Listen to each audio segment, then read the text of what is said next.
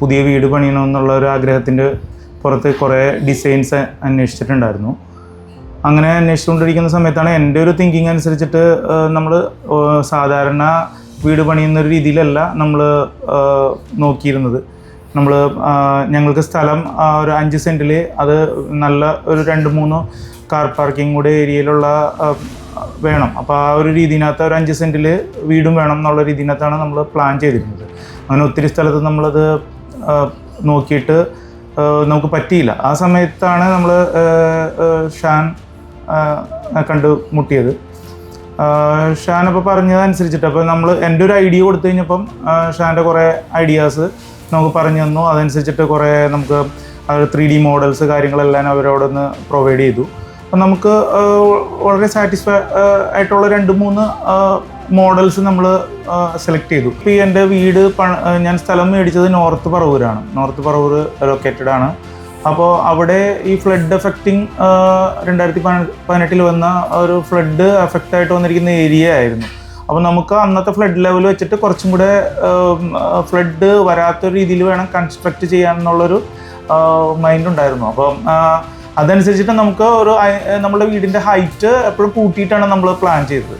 അപ്പോൾ നിലവിലാരും ഇതിൻ്റെ അണ്ടർഗ്രൗണ്ട് അല്ലെങ്കിൽ അടിയിൽ യൂസ് ചെയ്യുന്നൊരു പരിപാടിനെ കുറിച്ചിട്ട് ഇങ്ങനെയൊരു സംഭവത്തിനെ കുറിച്ച് നമ്മുടെ നാട്ടിൽ കോമൺലി ആരും യൂസ് ചെയ്യുന്നില്ല. അത് എനിക്ക് തോന്നുന്നു മെയിൻലി വെളിയിൽ യൂറോപ്പ് അല്ലെങ്കിൽ മറ്റുള്ള സ്ഥലങ്ങളിലാണ് കൂടുതലും ഈ അണ്ടർഗ്രൗണ്ട് യൂസ് ചെയ്ത് കണ്ടിട്ടുള്ളത്. നമ്മൾ വെച്ചിരിക്കുന്ന സ്ഥലം എന്ന് പറഞ്ഞു കഴിഞ്ഞാൽ അത്ര ഉറപ്പുള്ള സ്ഥലമല്ല.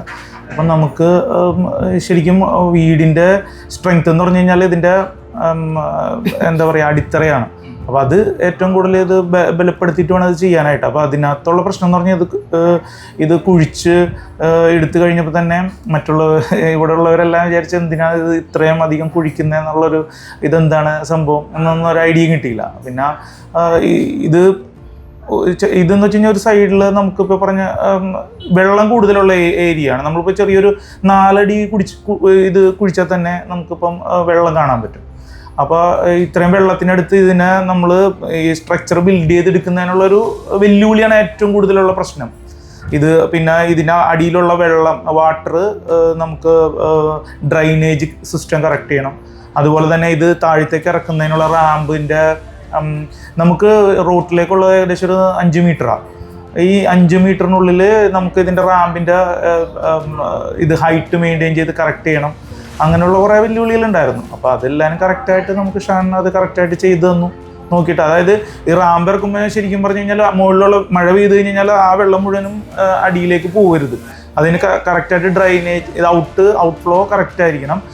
ആ ബാലൻസ് എന്തെങ്കിലും വെള്ളം വന്നു കഴിഞ്ഞാൽ അത് ഡ്രൈനേജിൽ ചെന്നിട്ട് ഡ്രൈനേജിൽ നിന്ന് പമ്പ് ചെയ്തിട്ടാണ് ഇപ്പോൾ പോകുന്നത്. ഇതെല്ലാം ഓട്ടോമാറ്റിക്കായിട്ടാണ് പോകുന്നത്. പക്ഷേ ഈ ഒരു സിസ്റ്റം എല്ലാം കറക്റ്റായിട്ട് വർക്ക് ചെയ്താലാണ്, അല്ലെങ്കിൽ ഇത് കറക്റ്റായിട്ട് നോക്കിയിട്ട് ചെയ്തില്ലെങ്കിൽ ഇതൊന്നും കറക്റ്റായിട്ട് കാരണം ഇതൊന്നെന്ന് വെച്ച് കഴിഞ്ഞാൽ ഇതിൻ്റെ അണ്ടർഗ്രൗണ്ട് ഫ്ലോറിനേക്കാളും ഏകദേശം 2 അടി 3 അടി താന്നിട്ടാണ് ഇതിൻ്റെ ഡ്രൈനേജ് നിൽക്കുന്നത്. അപ്പോൾ ഡ്രൈനേജിൽ കൂടിയും വേണമെങ്കിൽ വെള്ളത്തിൻ്റെ ലീക്ക് വരാം.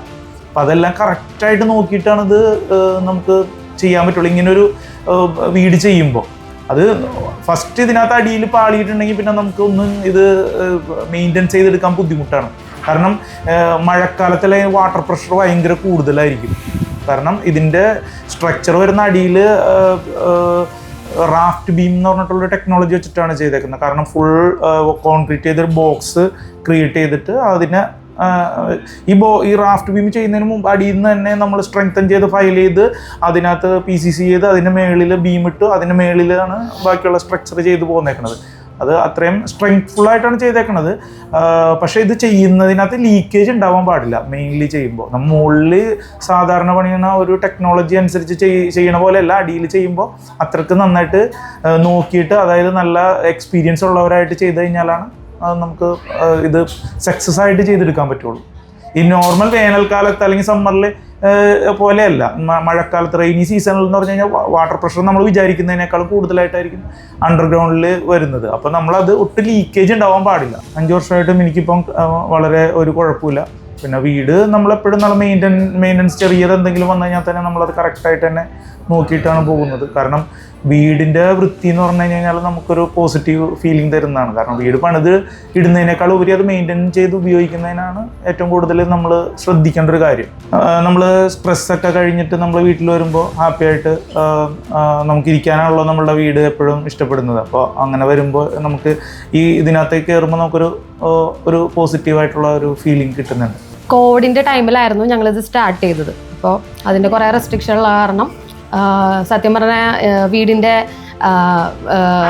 കൺസ്ട്രക്ഷൻ വർക്കൊന്നും ഞാൻ കണ്ടിട്ടില്ല. ഫോട്ടോസ് മാത്രമേ ഞാൻ കണ്ടിട്ടുള്ളൂ. ഓൾമോസ്റ്റ് എല്ലാം കഴിഞ്ഞതിന് ശേഷമാണ് ഞാനിത് കാണുന്നത് വീട്. സത്യം പറഞ്ഞാൽ നമ്മൾ പ്രതീക്ഷിച്ചതിനേക്കാളും നന്നായിട്ടായിരുന്നു ഉണ്ടായിരുന്നത്. 3DFിലെ ഫോട്ടോയിൽ കാണുന്നതിലും നന്നായിരുന്നു വീടിൻ്റെ ആ ഒരു ഇത്. നമ്മൾ വീട് വെച്ചതിന് ശേഷം ഒത്തിരി പേര് ഇതിലേ പോകുമ്പോൾ വീട് വന്ന് കാണുകയുണ്ടായിട്ടുണ്ടായിരുന്നു. പിന്നെ ചിലവർ ഇതെങ്ങനെയാണ് ചെയ്തത്, ആരാണ് ചെയ്തതെന്നൊക്കെ ചോദിക്കുമായിരുന്നു. അപ്പോൾ ഞാൻ ഷാൻ്റെ പ്രസ്ഥാനത്തിൻ്റെ പേര് ഡിസൈൻ ക്രിയേറ്റീവ് എന്നാണ്. അപ്പോൾ ഞാൻ ആളുടെ നമ്പർ സജസ്റ്റ് ചെയ്തിട്ടുണ്ടായിരുന്നു. നമ്മുടെ ബഡ്ജറ്റ് എന്ന് പറഞ്ഞു കഴിഞ്ഞാൽ നമ്മളുടെ ആക്ച്വൽ നമ്മൾ ഉദ്ദേശിച്ചിരിക്കുന്ന ബഡ്ജറ്റിൽ തന്നെ നമുക്ക് ഏകദേശം അത് തീർക്കാനായിട്ട് സാധിച്ചു.